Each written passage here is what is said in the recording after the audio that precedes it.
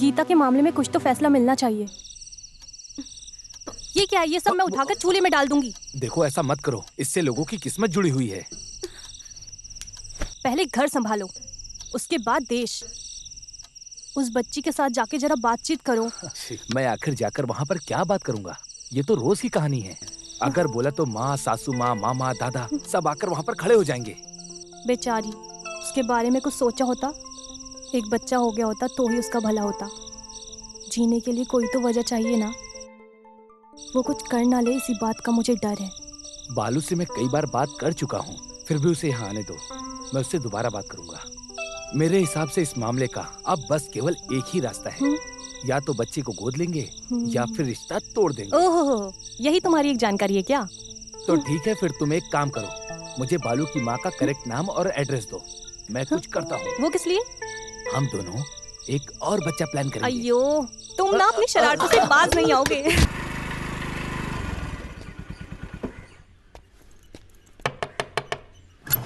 हाँ? पापा कहाँ हैं? अंदर है। क्या बात है पापा, मुझे अचानक बुला लिया? टीवी पर न्यूज़ देख के इनको चक्कर आ गया। बस इतनी सी बात है। अरे ये कोई नई बात थोड़ी है। हाँ, लोग तो बातें करते रहते हैं। फिर भी इस न्यूज़ को सुनते ही जहाँ हम पैदा हुए हैं, इस गांव को छोड़कर जाने का हम लोग सोच भी नहीं सकते हैं बेटा। अरे बाप रे, बस इतनी सी बात। 2 पैग मारते सारा टेंशन खत्म। अरे वो बात नहीं है। और कितने साल कोई नई जगह ढूंढकर मैं यहाँ वहाँ भटकता रहूंगा बेटा। तुम्हें नहीं लगता कि हमारे साथ अन्याय हो रहा है? पापा, बाईपास रोड के चलते कितने परिवार गांव छोड़कर बाहर जा रहे हैं। अगर देखा जाए तो उनसे ज्यादा हम किस्मत वाले हैं। तुम्हारी माँ ही इन सब की वजह है। वो पंडित जी की बातों में आकर कुछ भी करती है। अरे मेरी माँ, उसका क्या? घर जा रहा है तो ठीक है, पर बाईपास रोड की वजह से हमें इस जमीन की कम से कम 4 गुना कीमत मिलेगी। उस पैसे से हम एक अच्छा घर खरीद सकते हैं, इसीलिए शांत रहिए। तुम तो हमेशा अपनी मनमानी करते हो।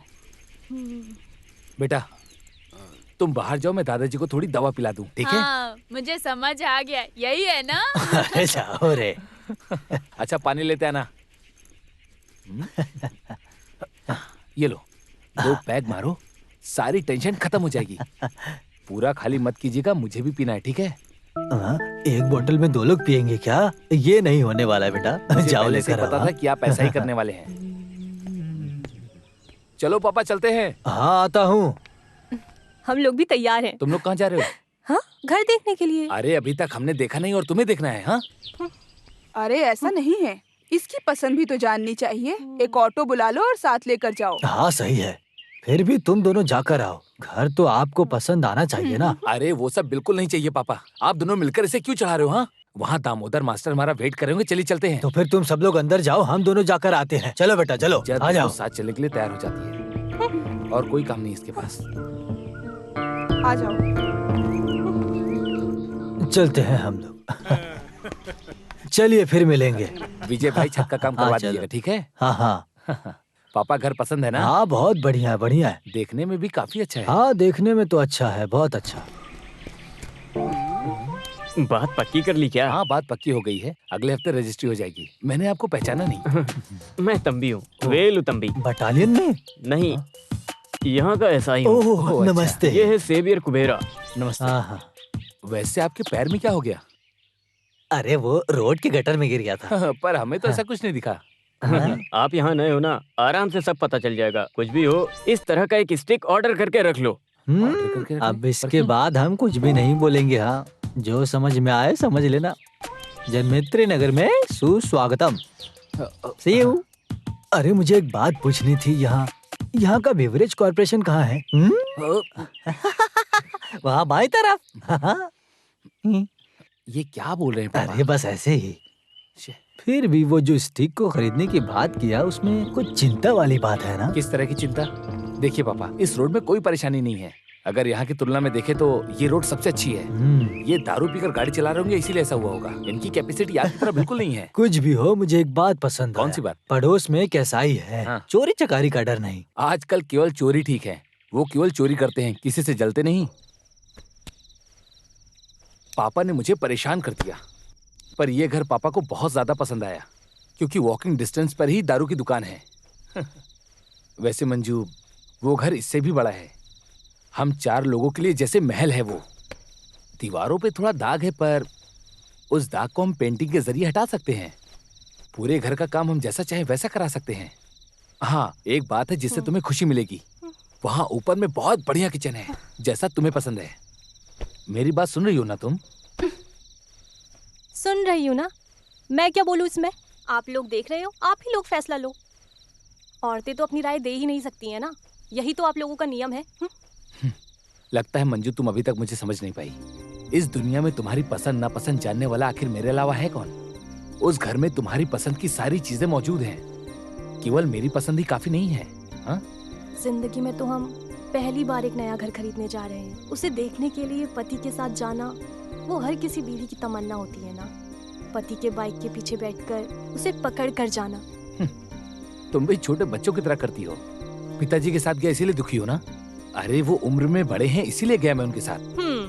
पिताजी का दिल दुखे आपको बर्दाश्त नहीं हो रहा, और मेरी फीलिंग्स उससे आपको कोई फर्क नहीं पड़ता। ऐसी बात है क्या? बताओ तुम्हारे दिल में क्या है? आखिर तुम्हें यहाँ क्या कमी है?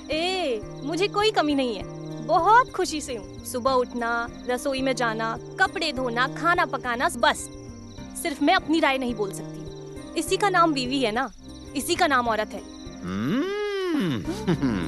अरे सो जाओ, ज्यादा मत बोलो, सो जाओ। वैसे मेरा मूड बन रहा है। मंजू, मंजू, चुपचाप सो जाओ। समझ गए ना? आ जाओ पापा, बात कीजिए। आ जाओ। हाँ हाँ, सारे बैचलर्स यहाँ पर हैं। तुम्हारी पत्नियाँ कहाँ हैं? अरे वो लोग बहुत बिजी है ना। जनरल बॉडी, लोकल मीटिंग, शमशान सम्मेलन, पूछिए मत, बोलने की जरूरत फैमिली नहीं। की खबर सुनकर वो लोग हाँ, बहुत थ्रिल होंगे। हाँ। जितना भी लेट होता है होने दो, रात में भी वो लोग यहाँ पहुँचेंगे। हाँ। अरे बाला, हाँ? पापा बाला आ गया। अरे बाला, माँ को भी साथ में लाना था। हाँ, उनके बारे में तो जानते हो। हाँ हाँ आओ। अरे मामा जी कैसे हैं? आइए मामी। अरे सब लोग आ गए हैं क्या? तो फिर हम देरी क्यों कर रहे हैं? चलो कार्यक्रम शुरू करते हैं। आ जाओ आ जाओ।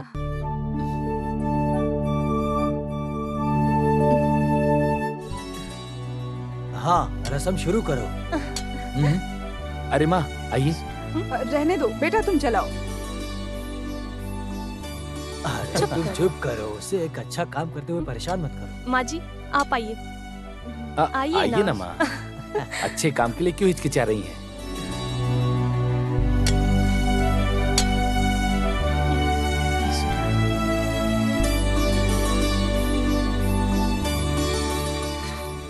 अरे बाप रे, कितना टाइम हो गया। पापा मुझे बैंक जाना होगा। अरे आज जाना जरूरी है क्या? केवल स्टाफ के भरोसे हम लोग नहीं रह सकते हैं। ना जाने वहाँ पर वो लोग कौन सा काम खराब कर दें। माँ मैं चलता हूँ। अच्छा फिर मैं चलता हूँ। हाँ, सब लोग खाना खा के जाइएगा। ठीक है।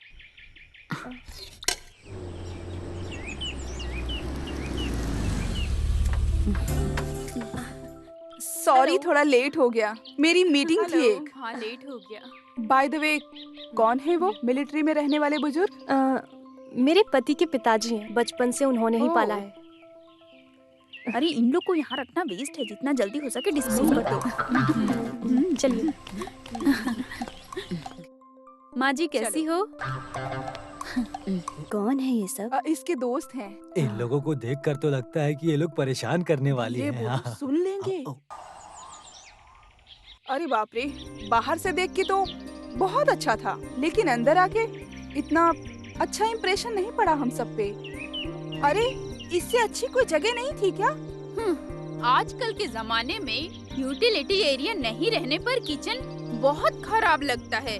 ओह गॉड, इट्स हॉरिबल। घर देखने के लिए आई जब मंजू तूने ध्यान नहीं दिया क्या? अरे मैं नहीं आई थी, वो और पिताजी साथ में आए थे। नेवर माइंड मंजू, थोड़े दिन ठहरने के बाद इसे तोड़ फोड़ के अच्छा बना देना, सब ठीक लगेगा। अरे कैसा पति है? डिटेक्टिव है क्या? किसी भी काम में तुम्हारी राय पूछता है क्या मंजू? ये तो उसकी शक्ल से ही पता चलता है। अरे ऐसा कुछ नहीं है, हर विषय में अपना सजेशन देती हूँ, लेकिन अरे पति सारे फैसले अपने बल पर लेते हैं, यही सही है ना? ऐसा कुछ नहीं है। देखो मंजू, ये सिर्फ तुम्हारा मामला नहीं है। हम बीवियां उनके हिसाब से पूरी जिंदगी नहीं काटने वाले। हम सब औरतें मिलकर इस मामले को सुलझाएंगे, यही इसका प्रायश्चित है। अरे समाज में बेसहाय औरत हाथ मिलाकर ही रहेंगे। राज्य में स्त्री का समांतर पाने की हम स्त्री लोगों का प्रस्ताव है। औरत और मर्द बराबर ही हैं। यही हमारा प्रस्ताव है। सुनो, वो ब्राउचर दो ना उसे। मंजू, जब टाइम मिले तो इसे दिल से पढ़ना। This is interesting and thrilling too. Manju अकेली हो इसकी चिंता अब तुम छोड़ दो। कभी भी किसी भी वक्त बुलाओगी हम आ जाएंगे। हम तुम्हारे साथ हैं। बाय द वे मंजू, अगली मीटिंग मेरे घर पे है। प्लीज मना मत करना, ओके? सैटरडे। और डेट मत भूलना। Okay darling, see you. Bye bye. Bye bye. Bye Manju. Bye. Bye Manju. औरत मर्द की गुलाम नहीं है। औरत कोई अबला नहीं है। खाना पकाना, कपड़े धोना, यही काम थोड़ी है औरत का। औरत के खिलाफ कोई भी अत्याचार होगा हम लोग उसमें दखल जरूर देंगे। अरे मंजू नहीं आई क्या? आएगी, आए बिना नहीं रहेगी। हम सबने उसे इतना समझाया था फिर भी। किसी की बातों में आकर हम कदम पीछे नहीं हटाएंगे। मंजू आएगी। हमारे साथ कोई अन्याय या अत्याचार करेगा तो पुलिस के हवाले करके उन्हें कड़ी से कड़ी सजा दिलाने की अपील करेंगे हम। वो एक कदम बढ़ाएगी तो हम आगे 2 कदम बढ़ाएंगे। देख लेना, मंजू जरूर आएगी। मैंने उसको बोला था आने के लिए। वो आए बिना नहीं रुकेगी। तुम सब देखना, आती ही होगी। जय नारी, अर्थदायी गंगा देवी। देखो, मंजू आ गई। मंजू आ जाओ। क्यों रुक गई हो? आओ अंदर।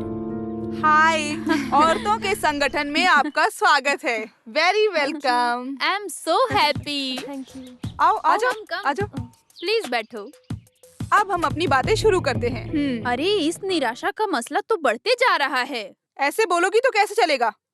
एक कंप्लेन लिख के दो ना। हाँ। Madam please give me some more time. अरे उस गोविंद का नाम लेते ही मुझे इसकी परेशानी याद आ गई। जंग में अपाहिज होकर लड़ने वाले को मारा जाएगा, ये छोड़ दिया जाएगा। ये किस गोविंद कुटी की बात कर रही हो? अरे यहाँ जो काम करता है वो बैंक मैनेजर, बगैर हिट का फिट वाला, संसारिक बात करने वाला गोविंद कुट्टी। अरे बैठो, अभी अभी आई हो। नहीं, उनके आने का वक्त हो गया है। अरे आएगा तो आने दे, बैठ ना।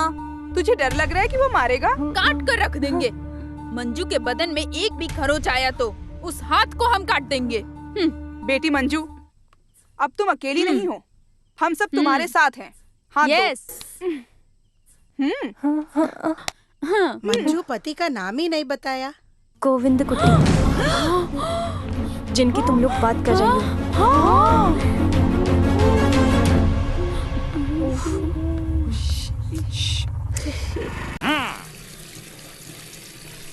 क्या हुआ? अभी तक तुम्हारा काम धाम खत्म नहीं हुआ? तुम्हें मेरी कोई मदद की जरूरत पड़ेगी क्या? अरे बाप रे, नहीं चाहिए। मेरे बदन में मार खाने की हिम्मत नहीं है। तो मामला ये है, महिला संगठन को मार के भगा दिया, इसलिए तुम मुझसे गुस्सा हो ना? आपकी नजर में महिला बोले तो नफरत और नजरअंदाज है। आपके दिल में जहर भरा हुआ है। हे भगवान, उन औरतों की नजर में मेरी क्या इज्जत रह गई होगी। सब समझ आ रहा है मुझे। तो फिर क्यों शादी की मुझसे? घर का कामकाज ही करवाना था तो एक नौकर रख लिए होते ना। अब देखो, वैसे भी इस घर में मेरी जगह एक काम वाली की ही है। पूरा दिन बस घर में काम ही करते रहो।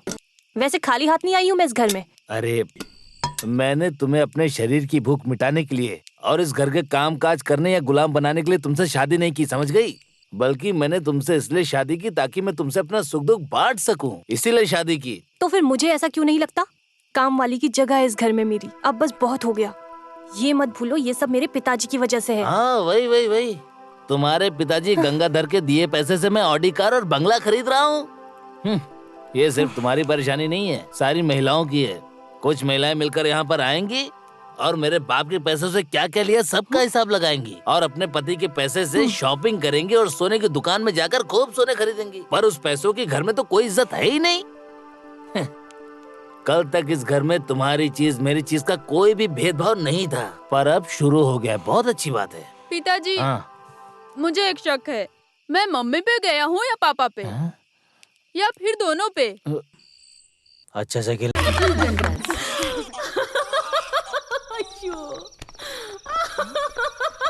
अरे हेलो, क्या हो रहा है? अरे अरे ये लाइट भी ना। यशोदा, इलेक्ट्रिसिटी बोर्ड को फोन करो।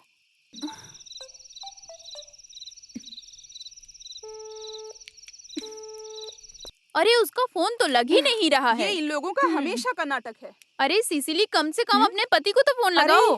दीदी, तुमको शर्म नहीं आती क्या? मदद के लिए किसी मर्द को बुलाना शर्म की बात है, इतना होने के बाद भी।